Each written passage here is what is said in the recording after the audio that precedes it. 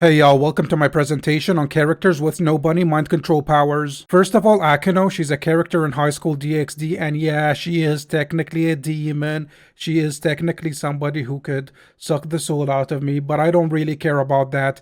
And she's kind of strong. She has the ability to control lightning, fire, water, ice. She has a lot of different powers, and one of those powers is quite literally hypnosis. So she definitely has the ability to make you forget something. She has the ability to hypnotize you. So she's an absolutely certified person with mind control powers. Up next is Sabrina Carpenter, and a lot of you guys are going to immediately say like she's not a character, she's an actual human being, so therefore she should not be able to have any powers. However, she was recently introduced to Fortnite cinematic universe, which means that she is with a lot of characters that have superpowers, and the fact she's able to stand her ground amongst those characters means that she has to have some sort of superpower.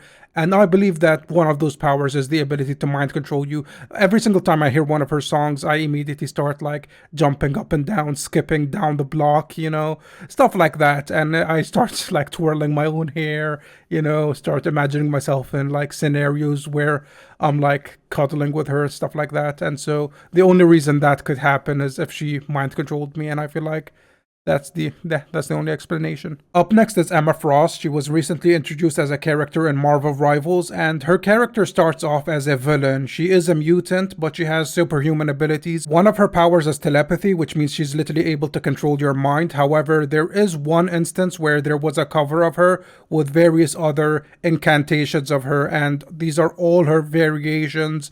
And if all of them looked at me at the same time, she doesn't even need to use her powers. I feel like that would just her eye contact with her would allow her to mind control me. So she also has some other powers, but literally none of them matter. Up next is Madeline Klein. When I told you guys that I was going to make this video, a lot of you guys have sent her name into the chat, so I decided to look her up. And even though I know nothing about her, I feel like she definitely deserves to be in the Hall of Fame of the Snow Bunny mind control power list. Like, this is definitely top tier. I don't know if she's an actor or a comedian, I don't really care. Next is Gwen Stacy. She literally has superhuman abilities. In addition, her superhuman grip is going to allow me to remain super close to her. She's also really used to handling like white, sticky, strong substances, so I feel like that's another advantage that she has. Yes, she doesn't technically have the power to control people. However, I feel like her character is genuinely a great character. I saw her in Into the Spider-Verse, obviously.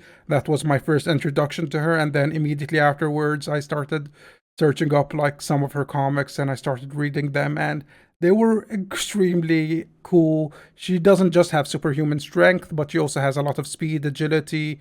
She has ultra human reflexes, incredible stamina and durability, and I like snow bunnies that have stamina and durability. In addition, she also has the ability to be like an expert detective. She's able to use the multiverse travel device. She's able to glide. So I feel like all of these abilities are genuinely going to not necessarily give her the ability to control your mind, however, it's going to be pretty damn close. Lastly, Anya Taylor-Joy. Her eyes look like grasshopper eyes, and at first they were freaky, but the more I looked at her, the more I was into it, and I don't know why people aren't into grasshoppers. Every time a grasshopper mates with another grasshopper, the female ends up eating the male's head.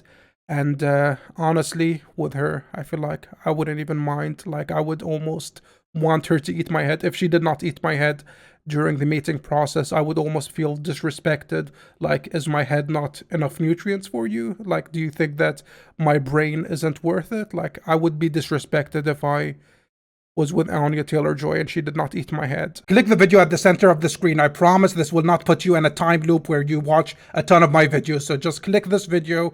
This is the first and last time I'm going to make this announcement. Just click the video over here.